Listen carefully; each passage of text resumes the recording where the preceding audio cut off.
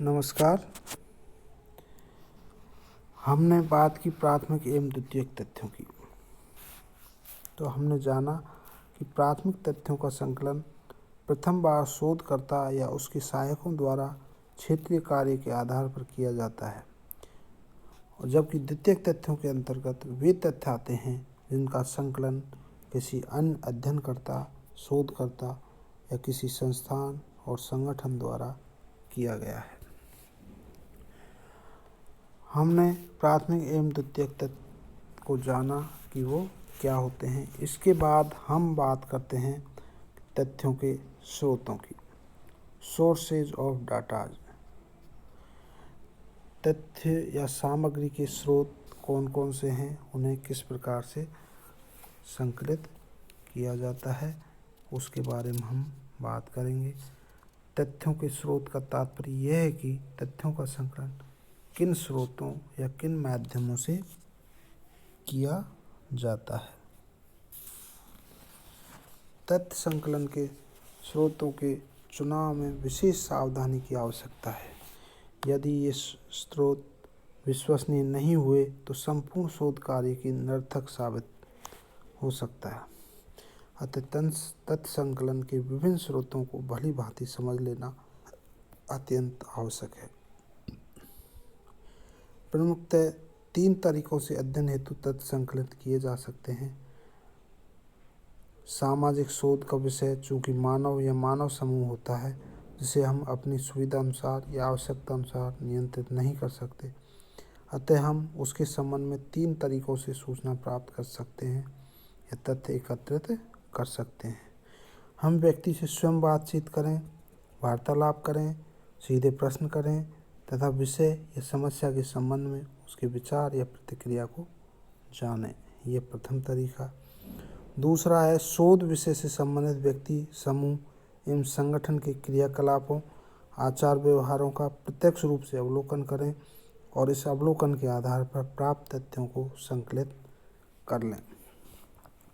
तीसरा, शोध कार्य के समय उन दस्तावेजों, तथ्यों या सामग्री का उपयोग अपनी आवश्यकता अनुसार करें जो किसी अन्य अध्ययन या शोध हेतु एकत्रित किए गए हों।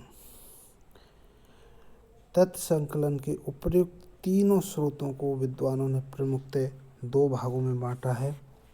पहला है प्राथमिक स्रोत, प्राइमरी सोर्सेज, और दूसरा है द्वितीयक स्रोत अर्थात सेकेंडरी सोर्सेज।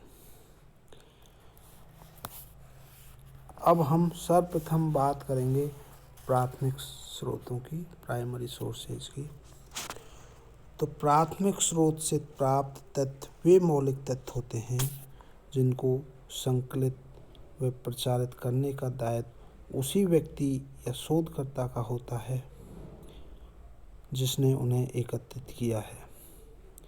यहाँ हमें यह बात भली भांति समझ लेनी चाहिए कि प्राथमिक स्रोत से एकत्रित सामग्री का संकलन करता रिपोर्ट या प्रतिवेदन का लेखक हो, यह आवश्यक नहीं है। श्रीमती पी.वी. यंग ने लिखा है कि प्राथमिक स्रोत वो स्रोत हैं जो प्राथमिक स्तर पर तथ्यों के संकलन में सहायक होते हैं।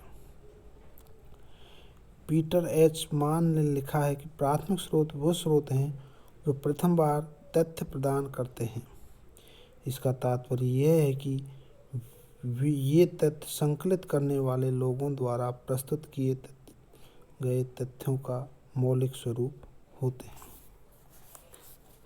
प्राथमिक स्रोत को अन्य शब्दों में हम इस प्रकार समझा सकते हैं, जहां शोधकर्ता स्वयं अपने अध्ययन क्षेत्र या समग्र की अध्ययन इकाइयों से संपर्क कर तथ्यों को एकत्रित करता है, वहां इसे तथ्य संकलन का प्राथमिक स्रोत कहा जाता है।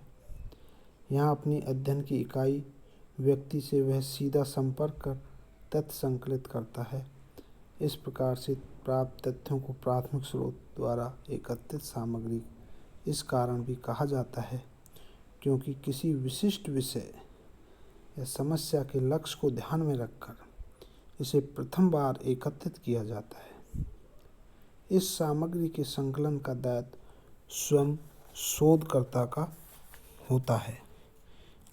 इस सामग्री की विश्वसनीयता एवं उपयुक्तता के लिए स्वयं अनुसंधानकर्ता उत्तरदायी होता है। इस सामग्री के संकलन में शोधकर्ता का स्वयं का लगाव होता है। इस लगाव के फलस्वरूप अपने अध्ययन को वैज्ञानिक स्वरूप प्रदान करने हेतु वह पूर्णतः निष्पक्ष रहकर तथ्यों का संकलन कर सकता है। यह भी संभव है कि इस लगाव के कारण वे पूर्वाग्रहों से ग्रसित हो जाए, ऐसे तथ्यों का संकलन कर ले जो उसकी परिकल्पना को सही प्रमाणित करने में योग दे। ऐसी स्थिति में अध्ययन में वैज्ञानिकता बनाए रखने हेतु शोधकर्ता को सभी पूर्वाग्रहों से अपने को मुक्त रखने की आवश्यकता है।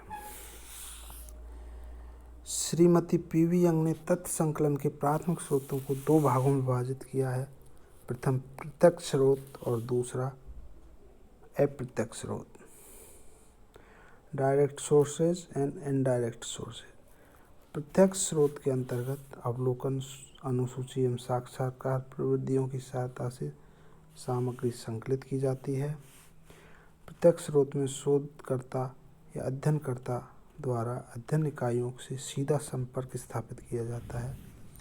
अप्रत्यक्ष शोध में शोधकर्ता अध्ययन इकाइयों से सीधा संपर्क किए बिना ही सामग्री का संकलन करता है। अप्रत्यक्ष प्राथमिक स्रोत में प्रश्नावली, रेडियो या टेलीविज़न अपील, टेलीफोन साक्षात्कार, प्रतिनिधि प्रविधियाँ आदि प्रमुख हैं। यहाँ इन माध्यमों से सामग्री एकत्रित की जाती है। अब हम यहाँ तथ्य संकलन के प्राथमिक स्रोत के अंतर्गत अवलोकन, साक्षात्कार, अनुसूची एवं प्रश्नावली पर विचार करेंगे। सबसे पहले बात करते हैं अवलोकन की। अवलोकन तथ्य संकलन के प्राथमिक स्रोतों के अंतर्गत आता है। इसमें अध्ययनकर्ता स्वयं अध्ययन स्थल पर पहुंचकर घटनाओं, दशाओं, वस्तुओं, रीति रिवाजों, व्यवहारों का निष्पक्ष रूप से देखता है, तटस्थ होकर उनका अवलोकन करता है और इस आधार पर तथ्यों को एकत्रित करता है। इस प्रविधि का सफल प्रयोग सीमित क्षेत्र में ही किया जा सकता है। साथ ही ऐसा अध्ययन लोगों के विचारों, विश्वासों, भावनाओं एवं मनोवृत्तियों से संबंधित नहीं होना चाहिए, क्योंकि इनका अध्ययन अवलोकन प्रविधि से नहीं किया जा सकता। अवलोकन के 3 प्रकार हैं। प्रथम सहभागिक अवलोकन, दूसरा अर्धसहभागिक अवलोकन और तीसरा असहभागिक अवलोकन। सहभागिक अवलोकन में अध्ययनकर्ता स्वयं उस समूह या समुदाय का एक सदस्य या भाग बन जाता है जिसका उसे अध्ययन करना होता है। ऐसा करके वे समूह के संबंध में महत्वपूर्ण ज्ञान प्राप्त कर सकता है। अर्धसहभागिक अवलोकन में अध्ययनकर्ता लंबे समय तक समूह का अंग बनकर नहीं रहता।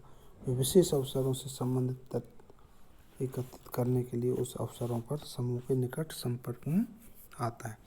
और असहभागिक अवलोकन में अध्ययनकर्ता किए गए जाने वाले समूह या लोगों के निकट संपर्क में नहीं आता, उस समूह का सदस्य नहीं बन पाता।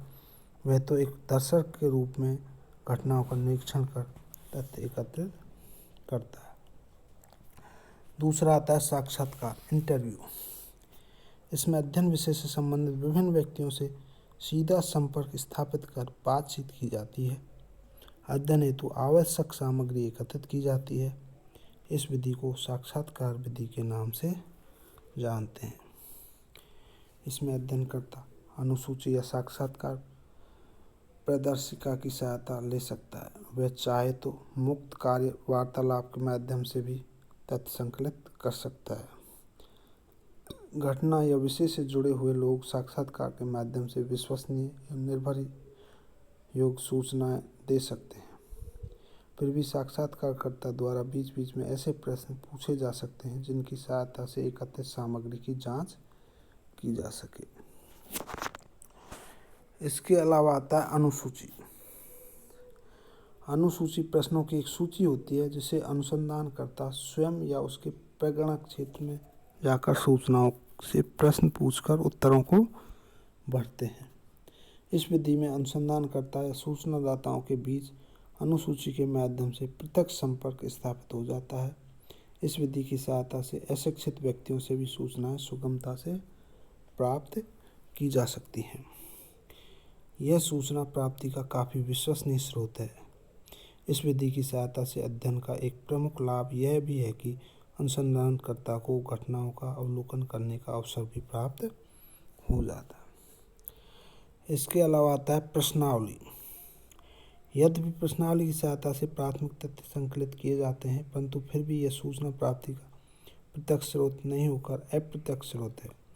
इस विधि द्वारा अध्ययनकर्ता स्वयं सूचनादाताओं से सूचना प्राप्त नहीं करता, बल्कि एक प्रश्नावली बनाकर, प्रश्नों की सूची बनाकर उसे उत्तरदाता के पास डाक द्वारा अनुरोध के साथ भेजता है।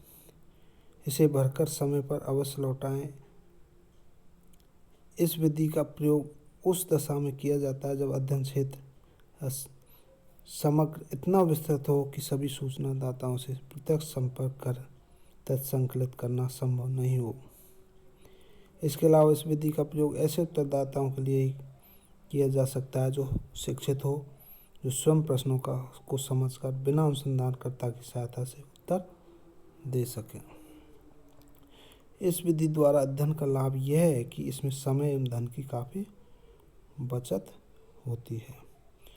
इस विधि का एक प्रमुख दोष यह भी है कि इसमें प्राप्त उत्तरों का सत्यापन कठिन रहता है।